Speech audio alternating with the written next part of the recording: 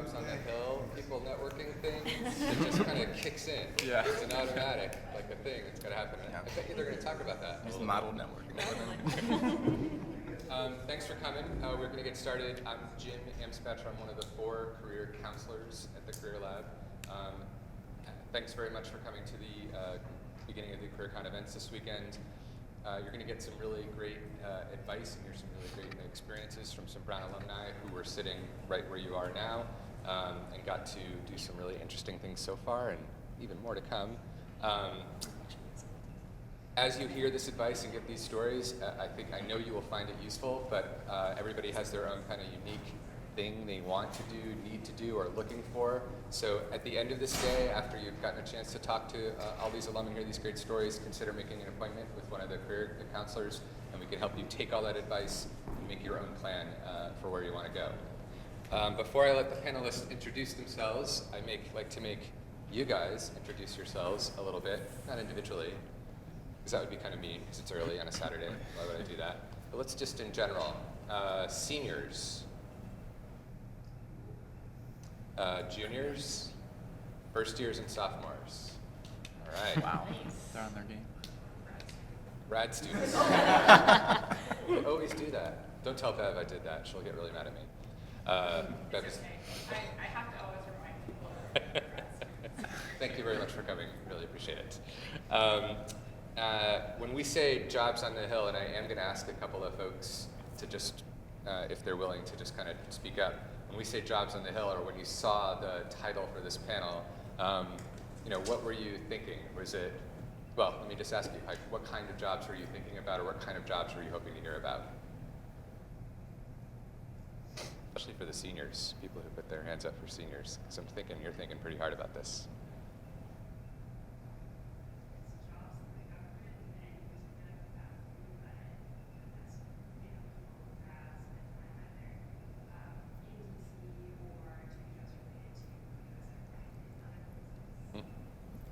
Right?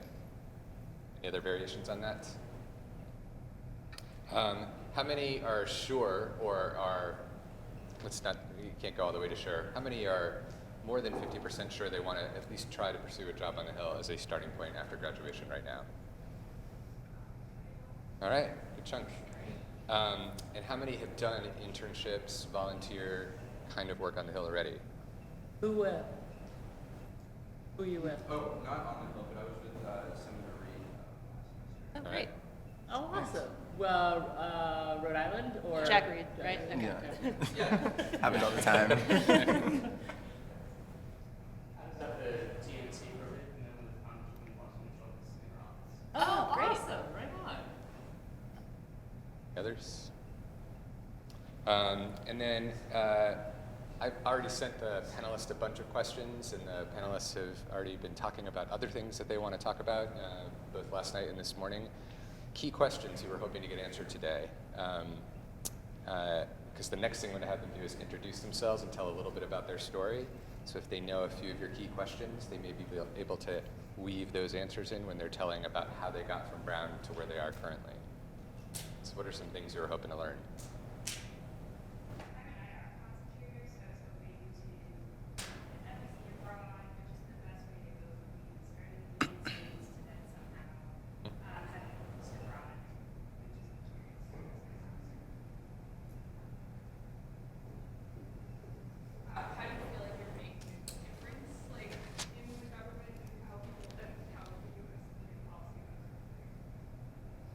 Okay. What else?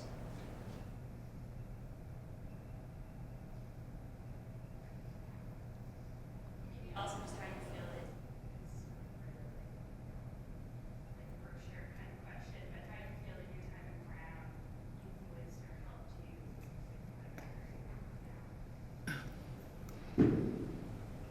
All right. I was just wondering what you can do, like during an internship or that alteration to help prepare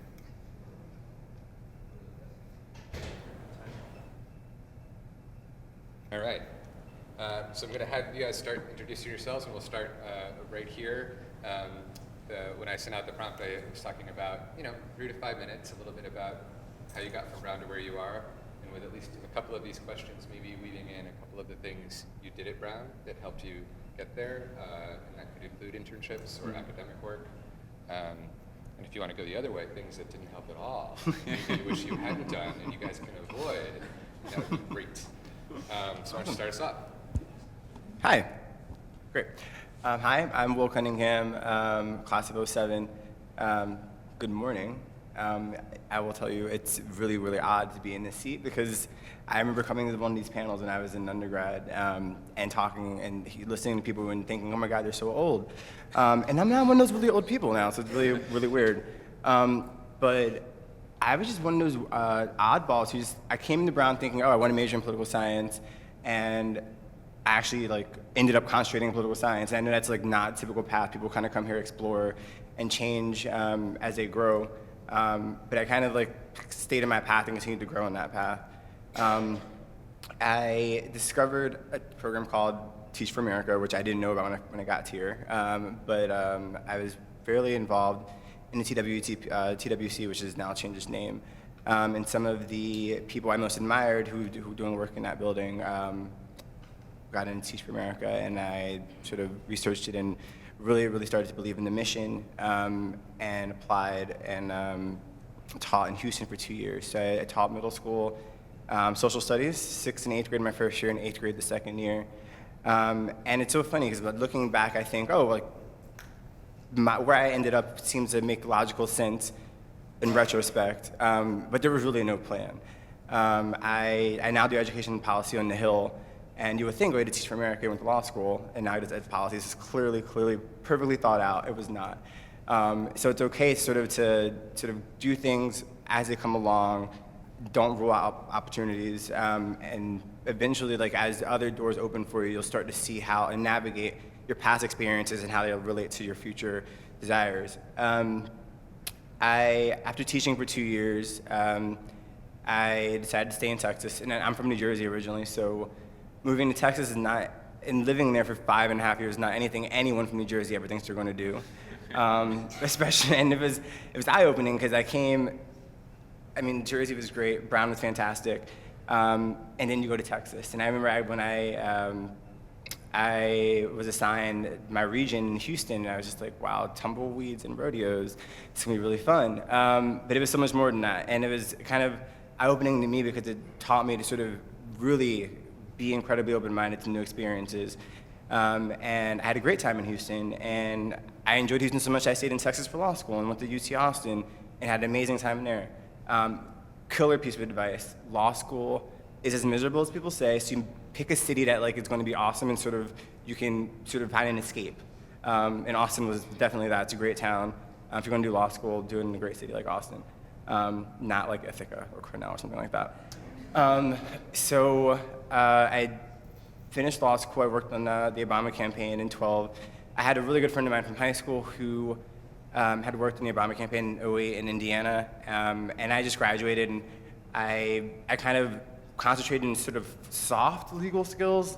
Obviously dispute resolution is critical and essential, but I didn't take corporations. I didn't take secured credit, things that are essential to sort of going to big law firms. I kind of followed my passion. That was sort of integral to the spirit of my Brown experience. Is I realized I really like dispute resolution. And it's an umbrella term meaning arbitration, negotiation, mediation. I became a credentialed mediator, and those are skills that are absolutely essential on Capitol Hill. It's the bastion of gridlock.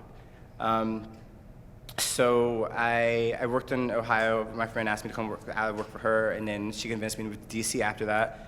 And I've been there for 3 years now.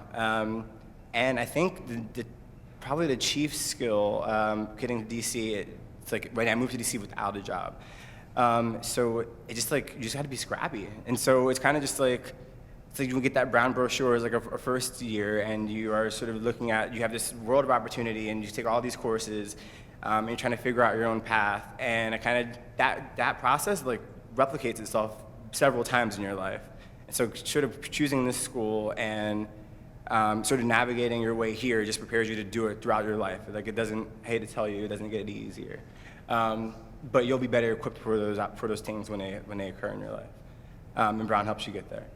When I moved to DC, I kind of, did some odd jobs here and there to make ends meet until some opportunities arose. I did what they'll all tell you to do, which is network. I went out for coffees with a friend of a friend. Everyone seems to have know at least one person in DC. Don't hesitate to reach out to that person. And the people in DC, and they can attest to this, will actually expect it. If you don't do that, then you're an outlier. Those coffees led to me learning about certain opportunities, and then my now boss ran for senator when Senator Lautenberg passed away. And I had this newfound campaign experience in Ohio that I now was able to take back to New Jersey. And I'm from South Jersey, which is anyone here from New Jersey? No? It used to be one of the most the most representative states on campus. Okay, I thought so. All right. Every campus in the country has a substantial New Jersey population. I moved to South Jersey, so my congressional, no one's from South Jersey, so they found that I was there, asked me to come immediately. Moved back home and lived at my mom's house again for 4 months, which as a 27-year-old is a whole different experience, let me tell you. But she was, it was great. She actually, we had a campaign printer. She became sort of my assistant. She was making phone calls. My family members were knocking on doors for Cory Booker. My family is apathetic. I have been by far the most involved. I get people registered. I make sure they go to the polls. But it was really gratifying to sort of see them become as passionate as I have been for a number of years. Because I've been running for things since grade school, about 4th grade. And there's no guarantee those campaigns would necessarily lead to jobs, but I ended up being able to work for the senator upon 3 months after he was inaugurated and sworn in. And I will discuss my job more in detail later in the panel, but that's generally how I started, and I hope that was helpful. There's about a half a dozen things I would love to follow up on, but just one that I'm thinking might be on some people's minds, because I know I hear this question a lot because it's an election year. Mm-hmm. How did you start your work working with the Obama campaign? And everybody can jump in here. What would you suggest if I wanted to work on one of the presidential campaigns this summer? So you're a senior, so you can, you're probably in the best position because you can sort of go right into the campaign and sort of make it an all-encompassing experience. And I know for people who sort of have, who are looking for permanent employment or, semi-permanent employment with the campaign, it's the promotion process is accelerated. There's such high turnover and I guess a lack of people who want to commit. It's all-encompassing. When I say that, I mean it in the strictest of terms. You will live, eat, and breathe a campaign. It's your ever-waking moment, and that it's a grind. But people who stick it out can move up pretty quickly because you learn the skills that are needed to sort of expand other offices. And as the election gets closer, there'll be a ton of opportunities for new offices and new people who know how to run, manage what needs to be done.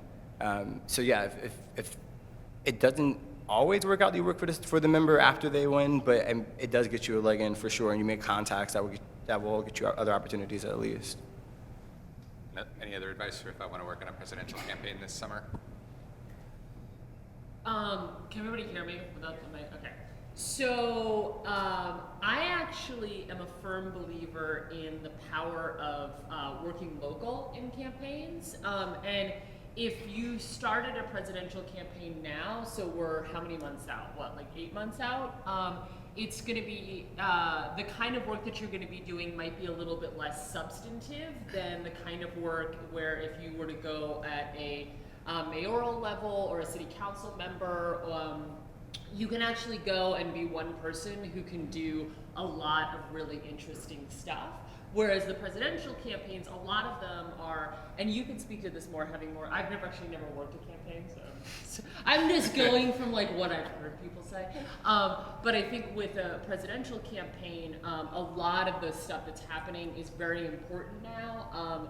But it's not, if you're interested in doing sort of legislative or policy work, and correct me if I'm wrong on this, those positions have pretty well been established and filled, whereas at a more local level, like I routinely will run into people, so I live in Brooklyn, people who are like gearing up for their fall election and are like scrambling for, I need somebody who can help me, like, you know, formulate what I'm going to do on healthcare and help me, and which is amazing. So there is a great sort of prestige and allure to like the national and the federal level, and by all means, like, do pursue that, but don't rule. I would just encourage you not to rule out the local level too, because at least something my boss used to say on the Hill all the time was like, like stuff really gets done on the local level.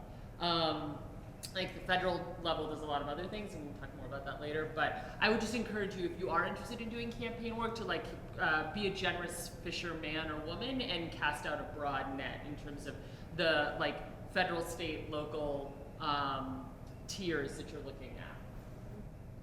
I would say I've done some presidential campaign work and some senatorial campaigns. I think it's helpful, like what Katie was saying, sort of at any level to join the campaign. If you're looking to do it this summer, I would say if you're a senior, that's great, and you want to join full time, great. If you're not, but you're just looking for something to do over the summer, I think a campaign experience is a wonderful experience. And for anyone who's interested in politics, it's definitely something I recommend doing at some point in your life. And there's really no better time than to do it now. As Will said, it's all encompassing. You're gonna be working 7 days a week. You're gonna be working crazy hours, but the types of experience that you get from that are incredibly useful. And even if you want to concentrate on legislative and policy work later down the line, the skills that you pick up in the campaign and just the understanding that you have for sort of the 360 degrees of what it means to be involved in politics. It's not just creating policy, it's getting out there and knocking on people's doors, it's making uncomfortable phone calls and getting hung up on, it's all of these things. And you're in a great position now to be able to do that, just to go and offer your services, and you probably won't be well paid for it, or you might not be paid at all, but it's still one of these experiences that I would consider essential. And you know, just by walking through the door and saying you can volunteer your time, that's going to get you in with really almost any campaign. They're going to be happy to have you. It's almost impossible to sort of bypass that grunt work phase. Like, so I actually agree. If you're not a senior and you just want to use the summer to sort of do that, if you get those skills and do that now, and then you come back when you're looking for full-time employment, sort of you would already have that experience behind you. So that is helpful.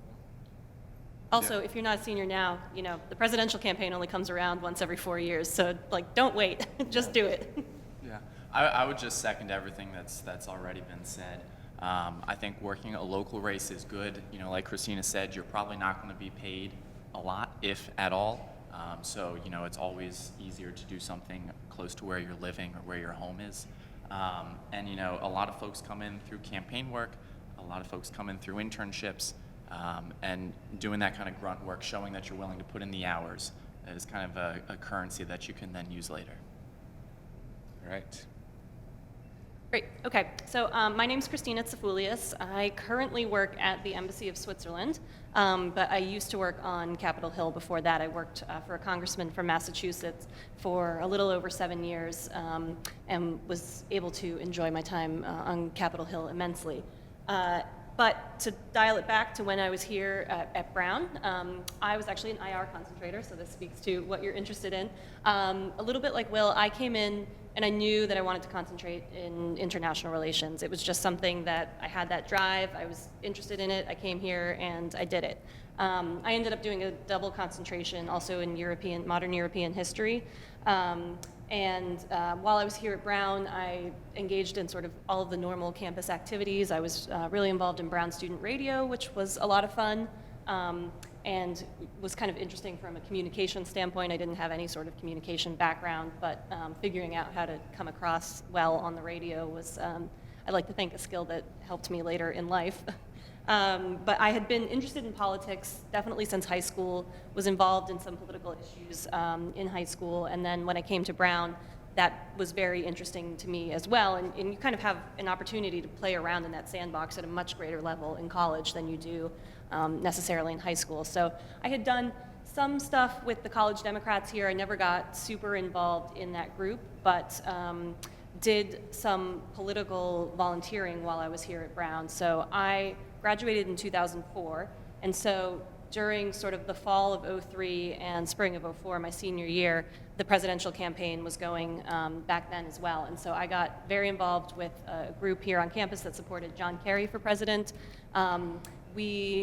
Even though he eventually went on to become the Democratic nominee, it wasn't looking great at the beginning. And so there weren't a lot of people signing up for John Kerry. There were a lot of people who were really excited about Howard Dean, which I understood, but nevertheless, Kerry was my candidate. And so there was a very small dedicated group of us at Brown who were kind of carrying the whole state. Like, we're the ones that went out and collected the signatures to get him on the ballot in Rhode Island. And there weren't that many people in Rhode Island who were excited about John Kerry at that point. So it was very much on us as Brown students to just go out and canvass the state and make that happen. And it was a really neat opportunity to be able to do that on the local level here in Rhode Island and feel like we were really accomplishing something. I'll go back even a step further and say the reason John Kerry was my candidate back then is because I did an internship in his Senate office. So much like you, I did the state level office. So I was in Boston. I was very interested in Congress in Capitol Hill, but couldn't make it work to go down to DC for a summer being unpaid. So I was living at home with my parents, did my first political internship in a Senate office, found out that I really enjoyed that experience. And it was instructive because some of the best internships I ever had were the ones that I hated, because they taught me what I didn't want to do. And they taught me very quickly, this is what it feels like when you don't like doing something. So, get out of it if you can. But the flip side of that is when you find something that you like, you're able to realize this is what it feels like to be engaged and to want to do this a little bit more professionally. And so when I had the internship in the Senate office, that's when it first clicked for me, aha, this is something I could see myself doing later on. And that was really, really helpful and something that I did between my sophomore and junior year at Brown. And so I think that was a really helpful experience for me. That Senate internship led to my campaign work in 2003 and 2004. Over winter break, I went to New Hampshire and worked the New Hampshire primary. It was a little earlier that year, so the primary took place while we were still on break from Brown. And I was able to do sort of soup to nuts the entire New Hampshire primary process up there, which was a lot of fun. And then coming back, senior year, at that point it had really solidified for me, I want to work on Capitol Hill. I know that I want to be in Congress. And the question then was just, how do I get there? I will tell you this not to discourage you, but just to give you sort of a realistic sort of point of view. It was more difficult than I wanted it to be to get a job on Capitol Hill. It was coming to Brown. I sort of, when I was applying to schools, I knew I wanted to go to Brown. I knew I wanted to concentrate in IR, and I did it. And I saw each step in front of me, and I went there, and I just accomplished it. Which is not to say that I didn't work hard in high school, but things were falling into place very easily. And then once I was leaving Brown, I didn't have a job lined up, unlike a lot of my peers here, folks who are going in the finance world or whatever. They know what they're doing already at this point, some of them. I had none of that, and I knew that I wanted to work on Capitol Hill, but I just wasn't.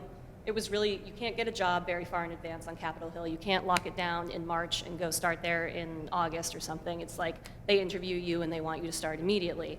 So I didn't have that planned out, and I was telling Jim last night, I kind of had like a quarter-life crisis at the end of my Brown career here, and I was thinking, oh God, the next step is not so clear in front of me. What the heck am I going to do?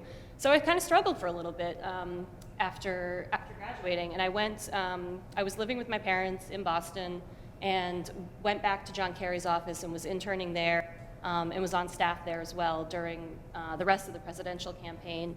And then once he lost the race, it was sort of, decks were cleaned out. I no longer had a job, unfortunately, and that's just the political reality. Sometimes your candidate loses and you don't have a job.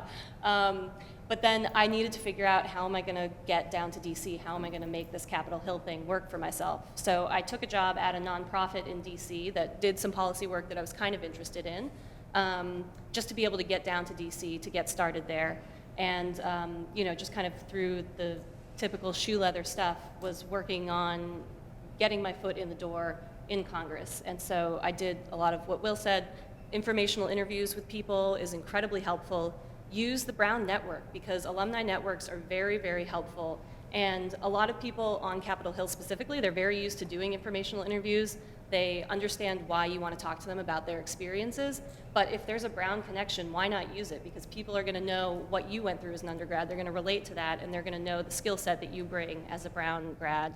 And so, you know, I think I used the online database. It was called BRUNet. Is that still in effect? Or? It's now called Brown Connect. Brown Connect, great. Use that because you can search for alumni. You can see who works in which office.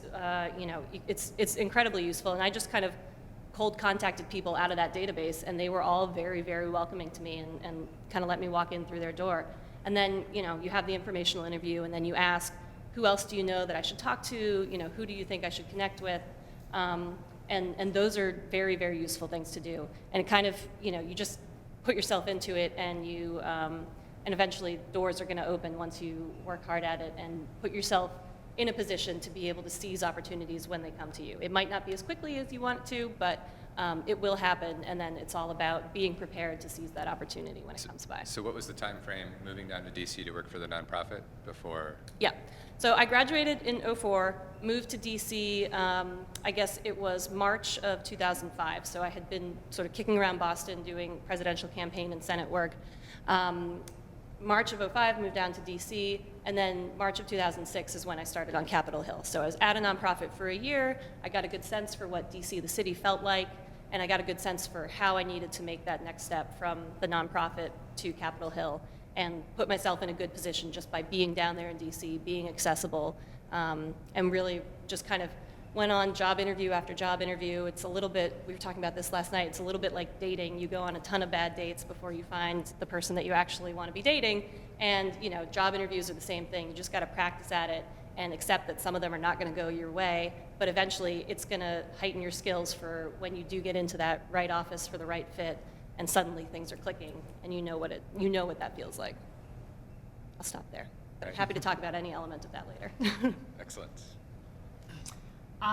So I want to start off telling you a little story, and then I'll unpack it a little bit. But I want to tell you about a job that I really wanted, that I really had no qualifications for. So this was a legislative assistant job, which is sort of your classic legislative job on the Hill. And what they were looking for was somebody who had served in the Peace Corps, which I had not, who had spent time in Latin America, which I had not, and then there was a line in the job description in Spanish, which I did not speak. So I forwarded the job description to my best friend who was fluent, and I said, "What does this say?" And she said, "It says you must be able to speak Spanish." Moron. And so like, what's conventional wisdom say here, right? Don't apply. It is a crazy waste of your time. But I know a lot of you know this, but I think it bears repeating. Every time we don't throw our name in the ring, we disqualify ourselves before the race has even begun. So I applied. And I said in the cover letter, I don't have anything that you're looking for, but I am ready, willing, and able to learn. And they hired me, and they paid for me to take Spanish lessons. So I would say that the single most marketable skill is your enthusiasm.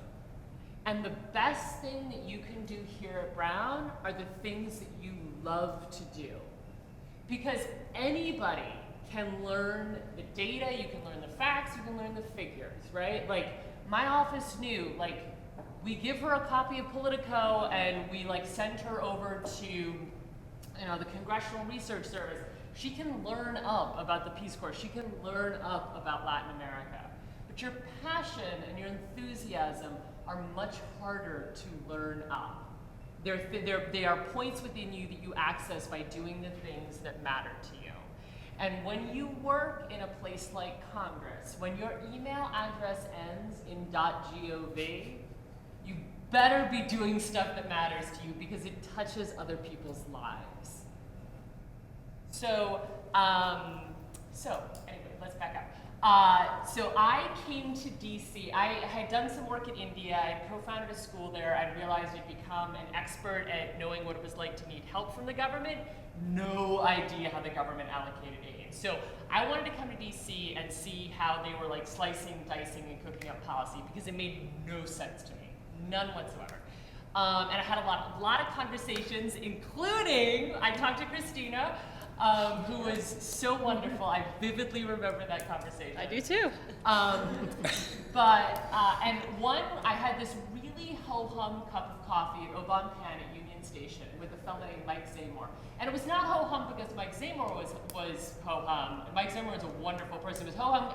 I just didn't feel like I brought my A game, and it was like a little early in the morning, and I like wasn't really clear on what I was saying or how I was saying. And it didn't really seem like it went anywhere. Anyway, it felt like I had hundreds of these cups of coffee, and I don't drink coffee. Or at that point, I did not drink coffee. And fast forward 6 months, I get a call from Zamor saying, "Hey, I'm the new chief of staff for Freshman Center from Oregon. Can you come to DC?" So I had no qualifications. I had no nothing. But again, I mean, I think, there was the Brown connection, but there was also just like, I really wanted to know how this all worked, and I really wanted to contribute to it.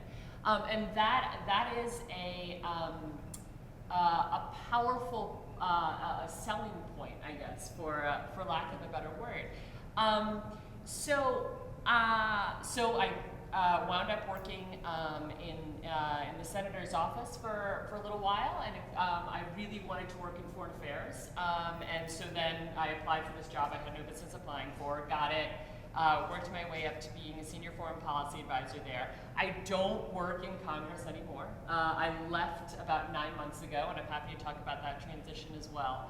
I would say that just a couple things about making a difference about how Brown helped is I'll talk about Brown first. I actually really dislike the word networking. I think it's kind of offensive. It's like, I'm going to use you to get to that guy over there, right? Like it's a game of leapfrog, and I think that's like pretty unkind. Like Christine and I are we're friends now, and like I think for me, I would encourage you to think, and maybe it's just semantics, but less about networking and more about building relationships with people, because it's relationships that are really meaningful. And like if you and I see eye to eye on something, like we're going to enjoy spending time with each other, and it's not transactional; it's an interaction. So whenever I get an email being like, "Hey, I want to network, and like, could we have a cup of coffee?" And it's like, I'm not interested in networking. I'm interested in like getting to know Jim or getting to know Will. I'm interested in like seeing you as a person and you seeing me as a person, as opposed to I'm now all these new LinkedIn connections for you. So I would also encourage you to think in terms of interactions versus transactions. So I used to be a waitress at this Big Lobster house in Maine, and my criteria was like I had a good exchange with a customer if I knew the color of their eyes, because that meant we'd actually looked at each other and they weren't just looking at the menu. So like really like pay attention to people, know the color of their eyes. Like these are real people with real stories and they live real lives. Which brings me to one of the finest and most frustrating things about Congress is Congress is made up of 535 real people, right? Like that is what drives Congress, is the 535 members' personalities. And it is 535 small businesses. So I could tell you like absolutely everything about working for my boss, Congressman Sam Farr, but that's what it's like to work in that one small business. So it's really important to be very cognizant when you're going into having conversations with people in different offices that you know as much as you can about what that individual member's personality is. Because that will it's very different working for Senator Booker than it was for working for Senator Merkley, because they're different men, they have different priorities. Doing your homework is really important. And I will just offer this one very quickly and then I promise to be quiet. So I am a huge fan of, I was always really appreciative. So like my boss at the Peace Corps spent time in Latin America. You do not have to do a lot of homework to figure that out about my boss. You really don't. You go to his website, you like read a couple things and it's crystal clear. I loved it when people would come in and be like, so I know you're a boss at the Peace Corps. I know you served in Latin America. Can you tell me about it? Because immediately they had demonstrated they'd done the homework to find out the environment that I existed in, and wanted to know more about that. And that's not hard to do. So say you have an interview like with somebody in Senator Reed's office, like just read Politico, read The Hill, read some of the daily rags, and find out what are the things that are on their mind right now. Follow their Twitter feed for the past couple weeks, check them out on Facebook, like see if they're making public statements. Though all these things are like little clues to give you a sense of like what is on their mind right now. How are they approaching these different policy issues? Because it situates you in a much more informed position when you go in to have those conversations than someone who is like, oh yeah, I'm a constituent. Well, that's great. Actually, we have about 600,000 other constituents. So, if you've done a little bit of your homework, like that's going to be a differentiating factor. So, that is more than enough from me. But I'm pumped you guys are here. We need really good people coming to work on the Hill and in the government. And just before we go to James, I'm going to encourage you, if you get a chance, either at the meals or at the small groups later today, to challenge Katie on her presentation that she has been completely unqualified for any job she's ever had, because I don't think anybody here probably believes that, right? I mean, I haven't served in the Peace Corps. I have been Latin American, I did not, and still actually really don't speak Spanish very well. But just to even, let's just see if I can illustrate the point real quick. You said you remember the informational interview. What did Katie do well in the informational interview? Actually, I would love to tell you about this. So, This is so if meta. and when you work, I know it is. This is the best example of sort of the Brown connection really working for you. But I did a lot of informational interviews when I worked in Congress because everyone wants to come and find out what it's like to work in that office. And I understand that, and I was always really happy to do it because I remember having gone through that process myself and how useful it is when someone actually takes the time. It might only be 30 minutes, but they sit down with you and they actually engage in conversation and answer your questions and want to help you help yourself. And so I was always really happy to do that with folks when I was in a position to do it. Katie contacted me. She said, hey, I know you're a Brown alum. I'm working on the Senate side. I really want to get into foreign policy. I know that you handle foreign policy for your boss. Can we talk? And she came into the office and immediately, I mean, you could see, she's a super intelligent young woman. She kind of came in and just wowed me with her enthusiasm and, with her background already that she was bringing to it, having already gone to India and started a school and done all these amazing things at a really young age, which, I wasn't that surprised because that's what Brown students do. Like I knew that was a great narrative that happens all the time at Brown, but it's still wonderful to hear about. So she came into the office and really knocked my socks off, but we had a really good, engaged conversation. I felt like, she was very much interested in the types of things I was interested in, which is to say, if you're looking at doing foreign policy on the Hill, that means that's because you want to help people. You want to try to make an impact somehow. And the fact that she was so enthusiastic about it and so sort of, well studied on all of these issues and was ready to engage from the second she got there, I remembered Katie. I've done, probably over 100 informational interviews. I don't remember everyone who walks through the door. So, it's kind of incumbent upon you to make sure that you are bringing your A game, that you're having a good interaction. You're not just sitting down with someone because someone told you to do it. You want to get something out of that interaction. And then, make it so that person remembers you. Follow up with them. Send them a thank you note. Thank you email is totally fine. But then don't just make it a one-off thing. Check back with them every once in a while and say, hey, just wanted to let you know I just did this really cool thing. Or if you've heard of anything that opens up on Capitol Hill, could you keep me in mind? Because I want to help people who are engaged like that. And so Katie, walked out of my office that day, and I thought, that chick is going places. Like, she's really got it figured out. To the moon, right? To the moon. And it was, I think, just a perfect example of how an informational interview can work very well for you and can kind of bring the whole loop together. And the Brown connection was obviously a huge part of that. That's how we got sort of face-to-face in the first place. But as Katie mentioned, now we're friends because I met her, I was like, she's got something going on, and we stayed in touch and we worked together when we were both on the Hill, and it's really just a great example of kind of what Brown and reaching out to the Brown community can help you achieve. So you can't all replicate being Katie because, if we could, a lot more would get done in Congress. Absolutely, right? No question. Yeah. But the three elements, at least the three elements that I heard there was good research, good background in research, and knew what the issues were before it got in there. Shared some details about things she had done in the past, starting the school, that told a lot about her ability to communicate, logistics, organize, work in different atmospheres. I had research, I had that. And then she, packaged the story in a way that was really compelling. And those are all things that you can replicate, even if you're not Katie. So, Can I just say one thing? absolutely. And I actually did not do this with Christina, but I am a huge proponent, maybe you and I talked about this, but I am a huge proponent of sending a handwritten thank you note, and for a couple reasons. Number one, almost nobody does it. So you're immediately distinguishing yourself from everybody else by virtue of the fact that you did it. And number two, if you choose to do it via snail, because of the anthrax scare that happened in Congress, everything gets radiated to go through. So if you send a letter to somebody in Congress, they're not going to get it for 3 weeks.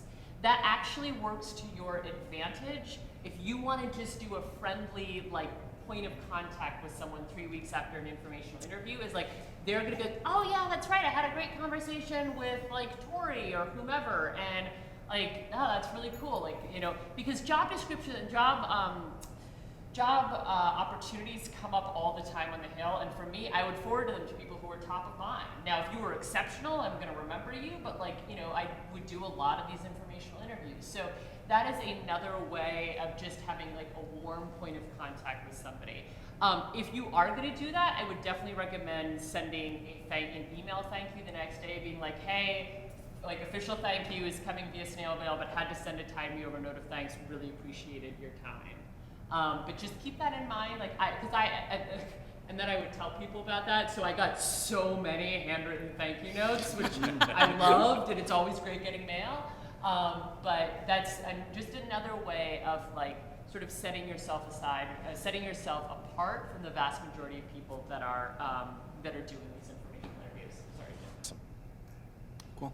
So kind of continuing the chain, Katie spoke with Christina. I spoke with Katie when I was looking for a job on Capitol I did not Hill. speak with Katie. Yeah, Will, what's up? I dropped the bomb, sorry. Come on, man. I actually also spoke with Michael, who Katie mentioned, and that was all through Brunette, Brown Connect, whatever it's called now. So I would definitely recommend using that to your advantage.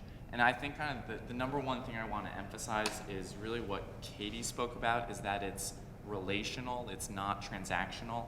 I think the number one thing that surprised me in DC is how relational it is, how much of it is based on relationships and trusting people.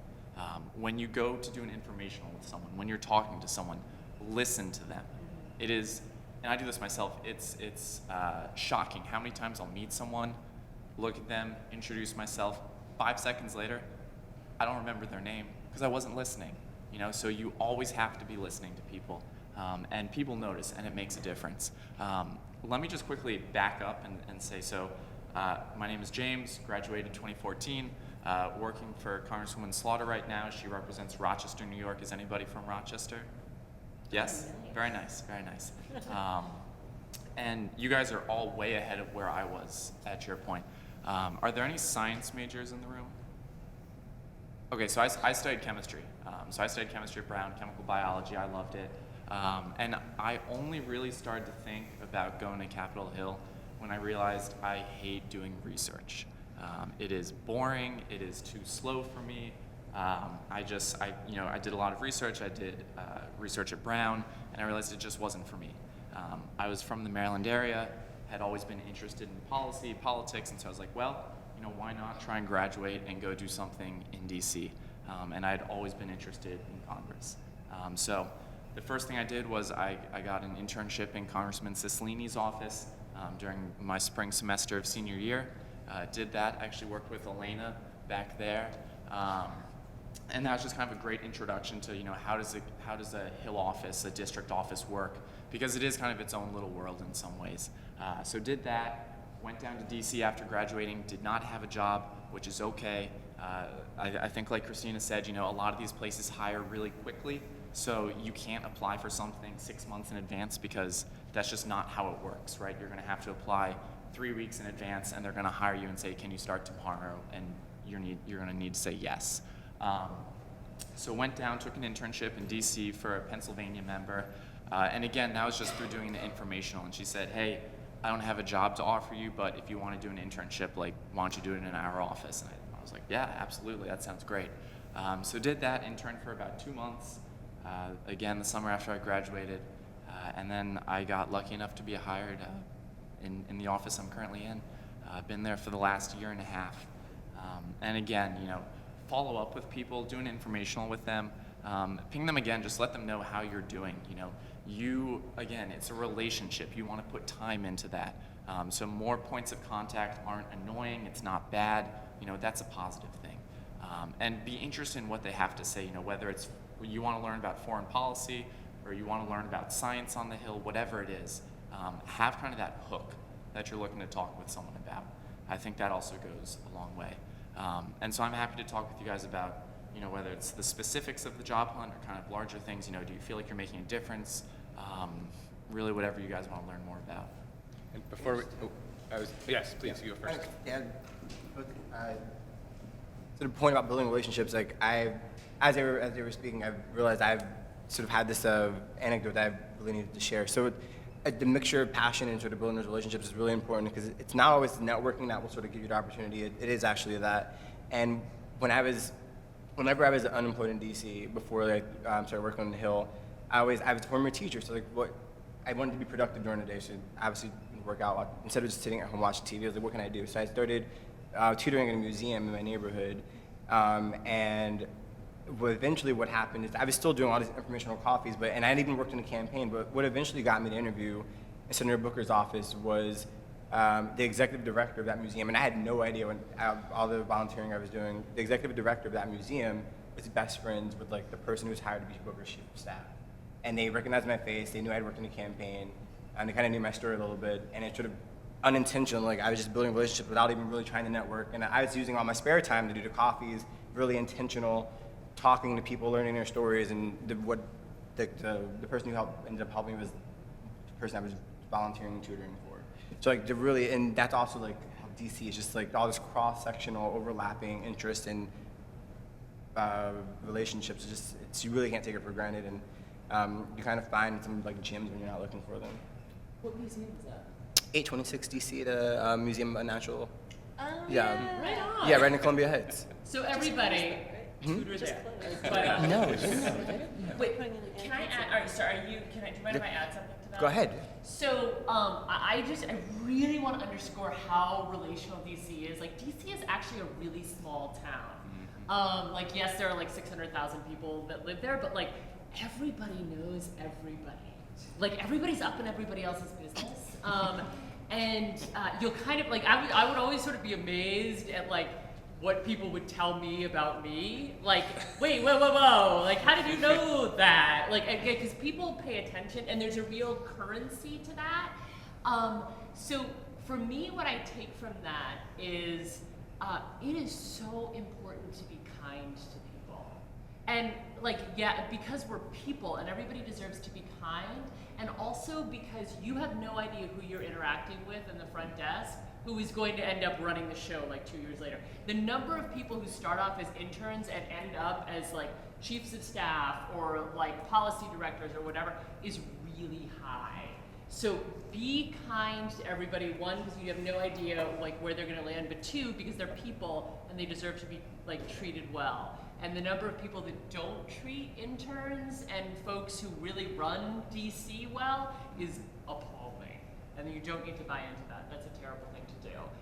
Because, and if you folks start off in internships or you've already had them, I want to underscore something here. Like, DC runs on interns. You take them away, and that town goes to ruin. It really does. So never feel invaluable or inadequate or like you're just some teeny little like dot in the ocean. Like if you are interning somewhere, like it is so important. Our office, like we would usually have like a stable of 5 or 6 interns, and every time they left, we would have a going away party for them because we were losing really important, we were losing a really important person in our office. So interns are tremendous. I wish all of them got paid. That's one tragedy we see. just gave me a great idea for a television series where all the interns leave and it's like The Walking Dead in DC. Yeah.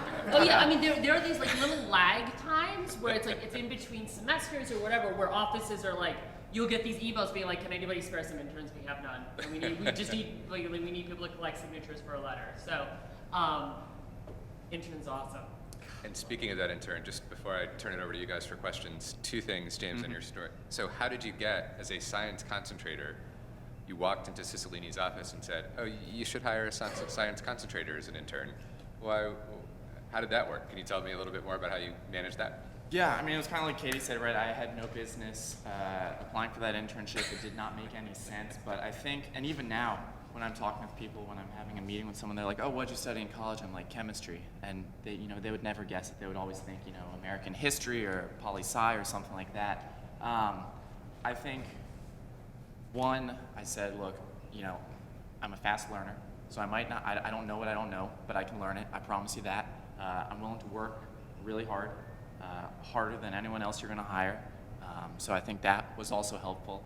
And also, I mean, you're coming from Brown. You guys know how to think really well. And I know that maybe that kind of sounds obvious, but you know how to problem solve. Chemistry is all problem solving. And so that's something that I would make part of my narrative, part of my pitch. And that's what you're doing. You got to pitch yourself, right? If you don't believe in what you're saying, if you don't believe in yourself and why this step makes sense for you, why would anyone else believe that? And so I think if you can present that package as making it, the most logical thing they can do is to hire you for this position, then why wouldn't they do it? And then one other follow-up. Last few years, especially, students have come in, and when they're looking for work in fields where doing an internship as a first thing after graduation actually makes sense, it still feels tenuous, a little bit scary, because it feels like everybody else has jobs. Mm-hmm. Can you talk a little bit about, did that just make sense to you, or were you like, okay, I'm going to take this risk, I'm going to jump in and do the internship?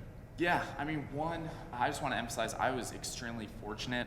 My parents live just outside of DC, and like Katie said, most internships in DC on Capitol Hill are unpaid. I hate that. If I could change one thing, I would pay interns. One, they work incredibly hard, they deserve to be paid. Two, it has a hugely pernicious effect on diversity on Capitol Hill, because only some type of people can afford to go take an unpaid internship in DC, and those are the people that often get hired in DC. But yeah, it was a risk. I had a lot of friends that studied CS, that were doing consulting gigs, and they had stuff lined up, the fall of their senior year, and I had nothing. And again, for someone who always kind of knew what was next, what was the next step, it was a little tough. Had some interesting conversations with my parents, but it was something that I really wanted to do. I was really committed to doing it. I was able to do it again because my parents were in DC, and so I didn't have to worry about paying rent or anything. But yeah, it's tough. But there are a lot of people that are doing classes there. They're working a job or something. But I think if you're on Capitol Hill, one, you've worked really hard to get there. Two, you could be making a lot more money somewhere else, so you want to be there, and that kind of passion is something that I really appreciate about working on the Hill. Just tackle into James's experience. There are jobs that people don't know exist in sort of like departments within offices. There's communications teams, there's scheduling teams, digital teams, and also like the committees. There's science and tech, there's environmental. So if you're majoring in these things, and I think people have this perspective like, oh, you have to major in poli-sci or IR, something like public policy. We need people who have sort of that book knowledge to inform the policy, because that's kind of it's critical and it's missing. Yeah. Also, you're interesting. You're interesting and you're different, and that's always good. There are so many people that studied poli-sci and American history, but not many that studied chemistry, and so that was something I used to my advantage. All right, and Brown does not offer support for internships funding for after graduation, but if you are pursuing an unpaid or low-paid internship before graduation, you can apply for a Link Award, get $3,500 for the summer for a low-paid or unpaid internship. It's competitive, but more and more funding is coming in, and I think last year more than half of the people who applied for funding were able to get it, so I urge you to consider that. I have a million questions, but you're more important than I am. So what questions do you have for the panelists? I'd like to know what each of you are doing now, right? Yeah? And what's your name? Isabella. Yeah, You want to start? start there and come back here. Yeah. Let me just quickly start. I mean, like Katie said, each office on the Hill is kind of its own small business. So there are 535 different ways that offices are set up. Let me just quickly run through what jobs there are, right? So you have the member of Congress there at the top. You have the chief of staff. You have the legislative director who really handles, kind of the whole portfolio for the member. Like Katie said, you have legislative assistants or LAs. These are folks that, handle maybe 10 policy areas or fewer. You could have a senior LA. You have legislative correspondence. That's what I do. That means I handle a couple policy areas. I also handle the mail program. So if you write your congressperson, if you write Congresswoman Slaughter, I'm going to respond to that letter on her behalf. So you have LCs, legislative correspondence. You have staff assistants. They kind of work the front office. That's what I was initially hired as. That's kind of the legislative track. You also have a press track. So you have a communications director. You have a press secretary maybe. You could have a speechwriter, a digital director. There are a lot of really creative people doing that kind of work, which is another cool thing that I don't think a lot of people appreciate. So you have the press shop. Then you also, you have office administrators, you have schedulers. So there are a lot of jobs out there. But like I said, I was hired as a staff assistant initially. I'm now a legislative correspondent. And I really love what I do. I love being able to do policy work. Totally unqualified for it. I have not been to law school. Just earlier this week, I had a meeting with a president of a local university, and she was telling me about what she wanted to see in the next Higher Ed Act, and I just felt really out of place. I was like, I don't know anything about about this. That's education is one of 5 or 6 issues that I have. I graduated 2 years. What am I doing? But it's a lot of fun, and it's something that's pretty unique and fun to be able to do. So I don't work on the Hill anymore, Isabella. First of all, let me tell you what a typical day for me was like on the Hill, and then I'll tell you a little bit about where I am now. So, your average legislative portfolio is going to have a real olio of issues. So I was the senior foreign policy advisor, but I also did budget, banking, small business, taxes, and trade. And particularly on the House side, where the offices are a lot smaller, you will have these kind of like potpourri, and every office sort of determines it too, right? So it's going to vary depending on where you land. But like at the end of the day, your job is to advance your boss's legislative agenda. And we were in the minority as Democrats in the House, and my boss was a big believer of like minority or majority, we still got to get stuff done, which is really true.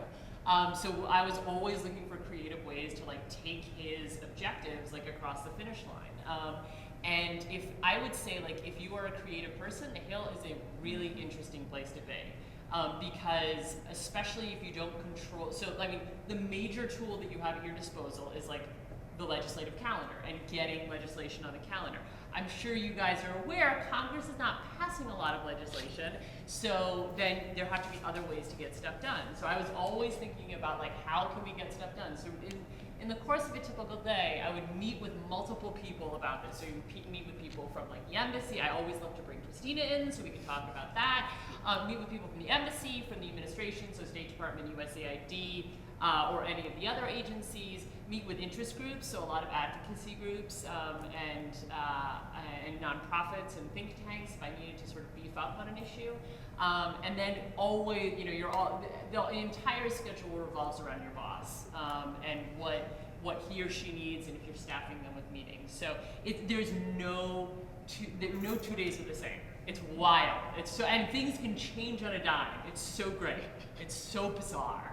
But I had this realization. I was there for 6 years, and I just had this realization of like, this has been amazing. I've had amazing bosses, and my heart is not in it anymore. And I made a promise to myself when I started working there that the day that I didn't get goosebumps when I looked at the Capitol building was the day that I needed to leave, because it is awesome, in the original sense of the word and the contemporary sense, it is an awesome job to have. It really is. And if it stops being awesome, then it's time to start looking elsewhere. And so I left in March of last year to launch something called the Lightning Notes, which is just a short daily post to help us move the world forward. So it takes great ideas and striking stories to remind us that we matter and that improving the world is our matter.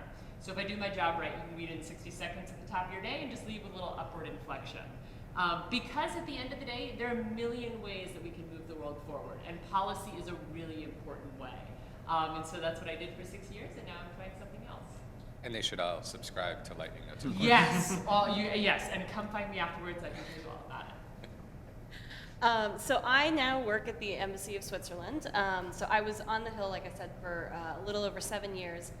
When I left the Hill, I actually moved to Germany for a year and did a fellowship in Germany. That was not academic in nature; it was actually a professional fellowship. So I was paid a stipend by by the Robert Bosch Foundation to work at the German Foreign Ministry and then also at a think tank in Berlin, which was a wonderful experience. I'm happy to talk to anyone who's interested in that as well. But then I came back to DC after my year in Germany and wanted to do something still internationally focused, wanted to kind of keep working on transatlantic issues, and the Embassy of Switzerland was hiring at that point. So I'm the congressional advisor there. So I take my experience from Capitol Hill and now I really bring it to bear on issues that are of importance to Switzerland. And there are a number of folks like me in DC. It's sort of an interesting niche job that you could really only find in DC. But embassies need to have their own relationships with Congress, not just with the White House, not just with the State Department, because they're completely, the executive branch and the legislative branch are separate in ways in the United States that they are not in other countries. And so a lot of embassies need people like me who have experience in Congress to help explain Congress to the diplomats who are on the ground in DC, and also how to help them figure out how they interact with Congress on their issues. So if Switzerland's a bit of a special case because it's a neutral country and there aren't, issues that European Union members have, they're working jointly with the United States on certain programs and then need to advocate for those. Or NATO members, have military cooperation programs with the United States. We as Switzerland don't have that, but we do have a lot of financial issues, and that's primarily what forms the basis for the relationship between Switzerland and the United States is joint investment and things like that. And so I basically help the embassy figure out how do we interact with Congress on that basis and sort of highlight these issues and make sure that people know that Switzerland's out there and that they're a ready partner for a lot of things. And if I could just interject, Christina is a baller at that. Like, I didn't used to have much of a relationship with the Swiss embassy, and Christina came along, and all of a sudden I was like, oh my God, like, there's so many points of interaction that we could do. I mean, she's just been very creative, and now the Swiss embassy has a footprint on the Hill like they did not before. So it's a terrific example of, like, if you are willing to have ingenuity and to think like outside the box that a lot of people do tend to think of, you can make a real impact. And she will bring you very fine chocolate, which not every embassy will I do show up with chocolate, which Oh, helps. Yes. Yeah, so like James was saying, there's a policy structure in the Hill, there's legislative assistant, legislative correspondent, and I kind of occupy that middle ground. So I do legislative assistant duties, and also I still respond to constituent mail and things of that nature. So I guess one of the things I definitely want to hit home is that there's no job that's beneath you on Capitol Hill. Like, every job could lead you to somewhere you really want to be and will teach you some valuable skills. And whenever I have an informational interview with someone, I have to remind them of this, because I started out as a senator's body man. Like, I drove him around, I was getting his meals, and it's absolutely not anything I thought I'd be doing after law school, but it wound up being like an amazing opportunity. And I also had like staff assistant duties. I was answering phones. I did that for a full year before I was able to join the policy team, and I was able to sort of put my education, teaching background to use. This past year, it was really a really unique time to be on the Hill, just because No Child Left Behind was reauthorized. In 1965, LBJ policy history created the Elementary and Secondary Education Act. Every 5 to 8 years, if we're lucky, it gets reauthorized. And now, because DC loves hyperbole, it's now called the Every Student Succeeds Act. No Child Left Behind, every student succeeds. And it was reauthorized this past year. And I mean, one of my colleagues who has assistant education issues, she's been on the Hill for 6 years. And it's one of those things where, and this is my first year doing education policy, and like I was in the thick of that, and she's sort of been doing education policy for 6 years and been waiting for this moment. So there's things kind of, these big policies that have to be reauthorized every so often are pretty momentous when they occur within those policy areas. But in my office, I've been to, more to answer your question, Isabella, I have been more of a pinch hitter. So I've kind of been a person in our office of like, someone left, Will, we need you to like take up this issue real quick. And that speaks to what they've already talked about, is that we can problem solve. Once your office recognizes you have those tools to sort of assign you things that like, you maybe even didn't occur to you were qualified to do. So I've done Social Security, currently I'm doing healthcare. I did Foreign Relations, Defense, and Veterans, and education piece came more naturally. But in my day-to-day, the number of duties I have doesn't really vary, but the amount of time I'm devoting to each of those varies. So one day I may like I'll be in my queue looking at the thousands of pieces of mail that have come in regarding Affordable Care Act or mental health reform. This summer with Iran was really interesting too. That was a momentous decision for the senator, one of those once-a-decade foreign policy decisions that sort of imprint the person's legacy in office. And it was really cool to be able to sort of sit in the meetings and be a part of his decision-making process for that. On occasion, I briefed the senator on meetings that come in. So one of the things that I've enjoyed the most, they probably can attest to as well, is people come in and just educate you every day. And so and I think we're kind of spoiled in the Hill because people come to us and teach us what we need to know. And like, well, there's so many blind spots and there's so many things occurring all over the place in any given issue area that you may not know of, and it's sort of you're being informed. And you also have to be aware like these people have special interests, so like you need to be knowing their point of view and why they're saying what they're saying and how much of it is actually true. But if you can sort of identify that and sort of parse out the truth, and you get a more clear picture of like what's actually happening, and that's like been my favorite part of the job, is just taking those meetings and literally like no day is the same, and you're learning something every day.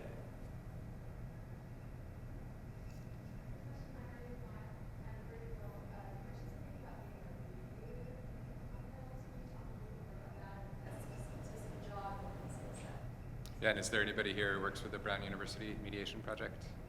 Oh, no. I didn't really have a mediation project. They when I do. was here.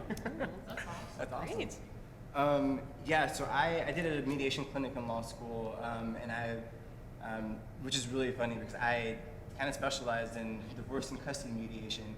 Like I had never had a boyfriend, let alone like a marriage. So these people Or a walk, child. yeah, or a child, several children. No.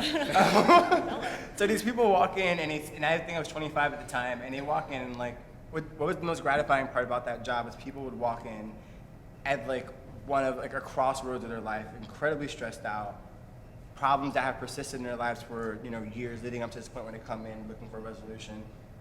And I guess this has always been a gift of mine to handle other people's problems better than my own. And so they walk in, and it's like they see a 25-year-old behind the desk, and like I walk them through the process, expectations, how we're going to handle things, and just like talking it out and pushing back, and sort of the clinic taught me that, the coursework I did in that field taught me that, but also just like what's most gratifying about that was like I've never had a job where like it was so clear to me that I was helping people immediately. Like people walked in with problems and walked out with solutions. And I mean, it can be frustrating on the Hill because that's definitely not the case. But like at the end of the day, like it's what you're there to do. It's just a much more drawn out process. Sometimes it could take years for certain policy issues. But that skill set definitely helps you on the Hill just because I'm of the mindset that, and what I learned during my time in Texas is that I don't mind people disagreeing with me, and I will civilly disagree with everyone, but like we need to be respectful. And I'm sure anyone who's ever answered the phone for an office people who call in say some of the most heinous things I've ever heard. And I never I'll willfully engage with people who think differently than me if we can do it in a civil dialogue, civil way. And I was able to do a lot of that in Texas because I was surrounded by Republicans. But it wasn't that bad. And that's helped me a lot sort of mediate those relationships because I can talk to people who I don't have much in common with in DC, and sort of see our middle ground, and understand the forces that are pulling them to the right, and they can sort of understand the forces that are having me be in the right. But yeah, it does help for sure.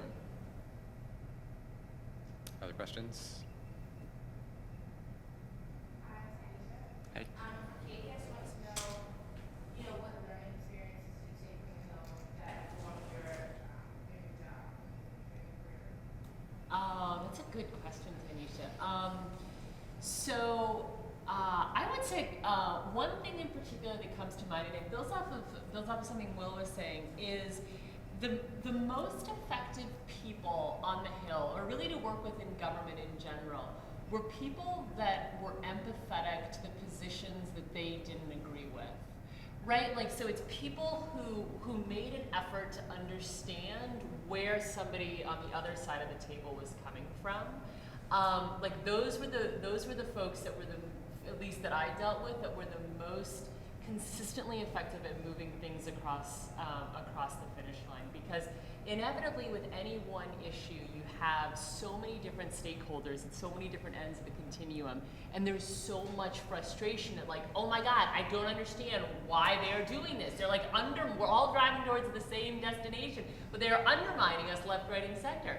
And to be able to pause and realize like, oh, like why they're doing this is because they've got a boss who's banging down their doors saying, we gotta finish this. And that for me like opened up so many doors in terms of like trying to genuinely understand where other people were coming from. So even if we weren't actually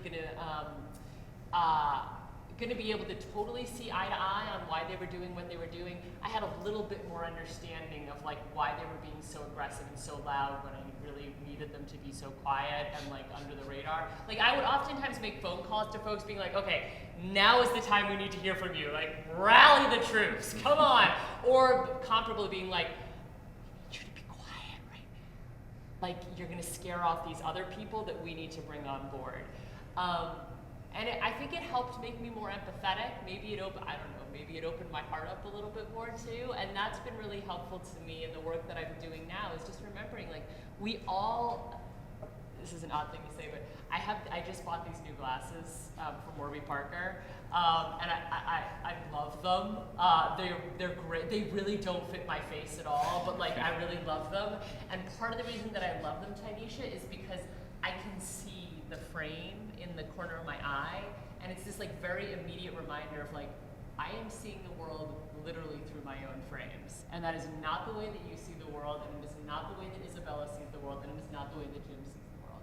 And being able to constantly remember that has been invaluable to me with the lightning notes, but it was like killer to me on the Hill. And don't get me wrong, I forgot about it plenty of times and was like irate and righteous and never got stuff done when I was like that, but that for me was really helpful. Does that answer your question? One quick thing I would add is that you have to believe everybody has good intentions. The second you stop believing that is the second you're not able to get stuff done anymore. Because once you see them as working for something bad or wrong or anything like that, then they become the enemy, and that just then you can't work with them, and you're not going to get anything done. Can I say one more thing? I think the other thing is, I think a lot of times in public discourse, we confuse listening and being quiet. And oftentimes when we're being quiet, I do this all the time, like really what I'm doing is teeing up what I'm gonna say next. I'm not actually listening.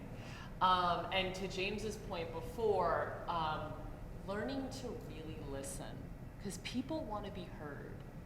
I think Christina and I have talked about this. 9 times out of 10, when someone comes into the office, you can't actually do anything for them.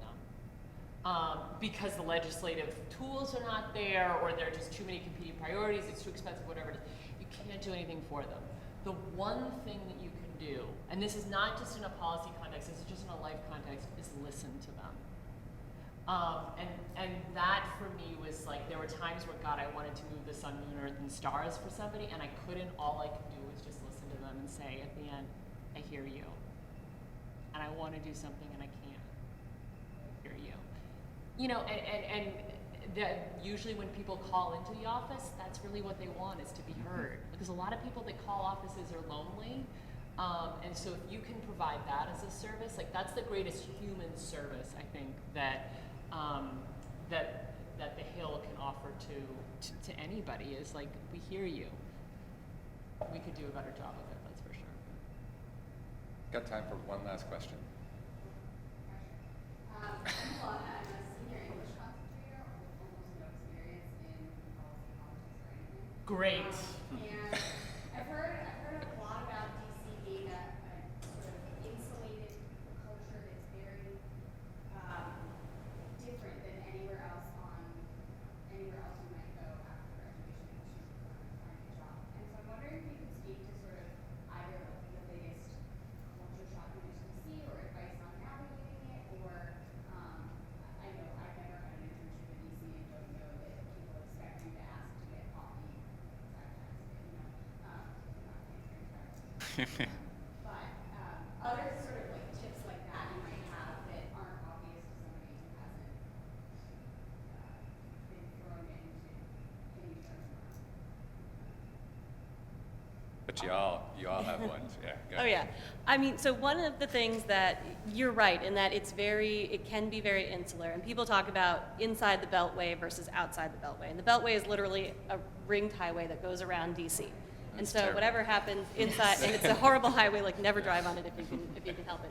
But so what happens inside that Beltway is sort of, that's DC at its best and worst, and you know, it's absolutely right that sometimes you get myopic and you lose sense of what's happening in the rest of the country when you're just in this weird little bubble. One of the best examples of that is like if you go to a bar, you go to a happy hour or something after work in DC, when people ask you, oh, hi, you know, I'm Christina, what's your name? The next question is immediately going to be, what do you do? Like everyone wants to know what you do professionally in DC. That's the currency that everyone thinks in terms of.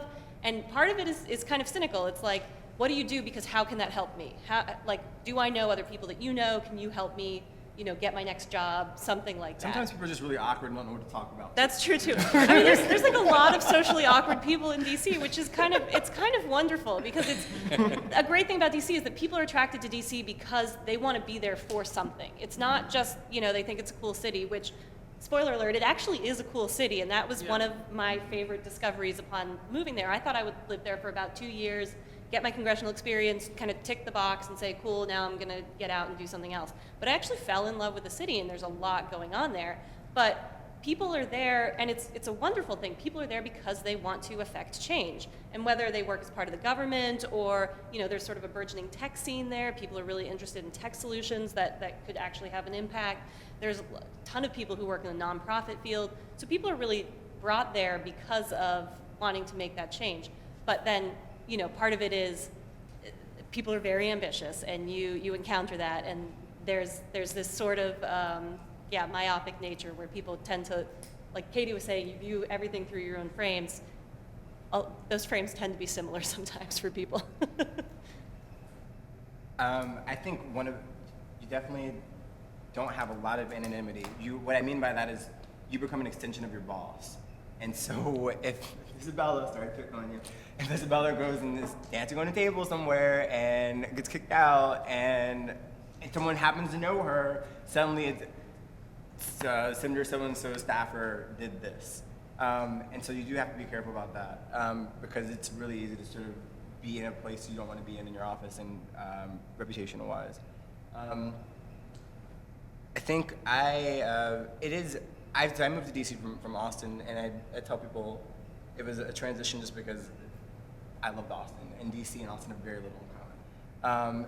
But it is, it's a great town. I had a ton of fun. I still have a good time when I go out in DC, and there's just a ton of opportunities, and there's so much to do, and there's no other town like it. And so, in terms of people always ask, "Oh, do you want to stay here?" Like, I can't do this work. I mean, I can do state legislative work, but like federal government, this is it. Like, you have to be in DC, and there are parts of it you'll love and parts of it you won't care for so much, but you've got to kind of make it your own. Is it Alana? Yes. So I think two things. that exactly like Will was saying, there's no other town like DC. So the fact that you are an English concentrator is great. And for the poli-sci concentrators, that's awesome too. And yet the only thing that can prepare you for DC is DC. So you are not coming in with any less qualifications than anybody else at all. And I actually think one of the most effective things, and it's really rare when people do this, but it's so wonderful, is just be honest about that. Like, I'm so wet behind the ears on this town. I don't really know how it works. Would you be willing to just sit down for, a 15-minute conversation with me? I loved it when people were honest like that. And then they would take notes too. And people, by the way, love it when you take notes when they're talking. There are few things more ennobling to somebody than to think that they are saying something that is worth writing down. So just be really honest and just be really open. Like, go into that city with like your heart and mind as open as possible. Because it's a wild place, it's a really fun place, and it's a place where stuff can happen. Never the way that we think it will happen, or maybe we think it should happen, but stuff really can. And you have all the advantages, or all the experience that you need, which is that you're like a living, breathing person walking on the planet. Like those are the primary qualifications for going to DC, and then you add compassion and honesty and like some wit, and like you're gonna be great for sure. I would say, Alana, one, you're an English concentrator. Like, I'm assuming that means you can write really well, and that's awesome because there are a lot of people, surprisingly enough, on the Hill that cannot write very well, and it's shocking. You would think, of course you can write well, but everybody said it's a town. DC really is a company town. You think Detroit, you think auto industry. DC, federal government. It's a small town. The Hill is even smaller. Treat everybody with respect. One, again, because they deserve it, right? They're just like you. And two, you never know where they're going to be 6 months down the road, a year down the road. I would say one of my favorite things about working on the Hill and being in DC is the opportunity to learn something new every single day. Something new about something I wasn't even thinking about that morning. It's really an incredible opportunity. DC, I think, has an energy to it. There are a lot of young people there. There are a lot of people that want to make a positive change there, and that's something that I also really enjoy about being in DC. And I think it's just something, if you're interested in it, you just got to get there. Just get there and make it happen. All right. I'm going to give you guys a chance to maybe come up as the panelists are done to chat with them really quickly, but in a few minutes I'm going to escort them over to the faculty club. We'll be having lunch. You had to sign up ahead of time if you wanted to have lunch at the faculty club, but sometimes students don't show up when they sign up, so if you hadn't signed up and you want to just take a chance and go over and wait, you might be able to talk to these folks or some of the other folks over there as well. And then you'll have a final chance of chatting with them later today at 3 when the small group sessions happen just across the way over there. But I want to thank you guys for coming up outside the Beltway. Very nice of you. Thank you very much.